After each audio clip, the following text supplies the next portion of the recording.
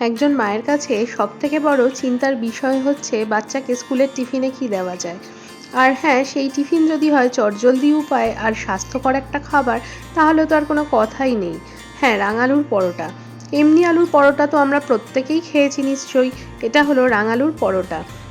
রাঙালু কিন্তু দেখতে যেমন সুন্দর, খেতেও যেমন মিষ্টি, আর কিন্তু পুষ্টিগুণে পরিপূর্ণ একটা সবজি। হ্যাঁ, এর জন্য আমি বাড়িতে থাকা রাঙালু ছোট ছোট টুকরো করে কেটে সিদ্ধ করে নিয়ে একটা কাঁটা চামচের সাহায্যে ভালো করে মিশিয়ে মেখে নিচ্ছি।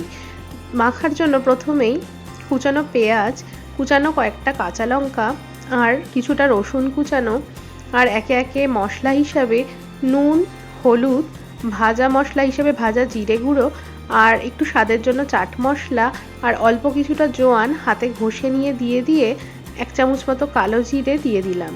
আর 1 কাপ পরিমাণে আটা আর হাফ কাপ পরিমাণে ময়দা আর অল্প কিছুটা সাদা তেল দিয়ে ভালো করে এক এক করে সব কিছু মিশিয়ে নেব। এরপর সব কিছু ভালো করে মিশিয়ে নেওয়া হয়ে গেলে অল্প অল্প জল দিয়ে এটা মেখে নেব।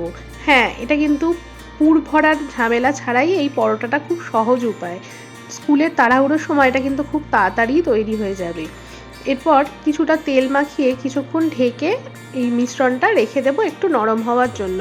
এমনিতেই এটা মাখাটা নরমই হয়, আরও কিছুটা যাতে ভালো হয় পরোটাটা, তাই জন্য এটা কিছুক্ষণ ঢেকে রাখবো।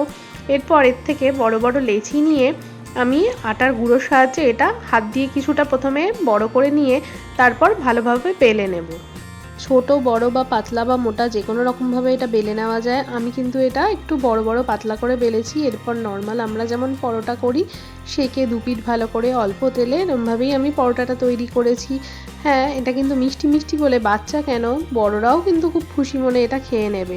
এরপর নিজের পছন্দ অনুযায়ী আচার বা দই বা যে কোনো রকম সবজির সাথে এটা সার্ভ করা যায়। হ্যাঁ, রাঙালুর পরোটা কিন্তু যেমন কম তেলে, এটা কিন্তু খুবই সুস্বাদু আর উপকারী একটা রেসিপি।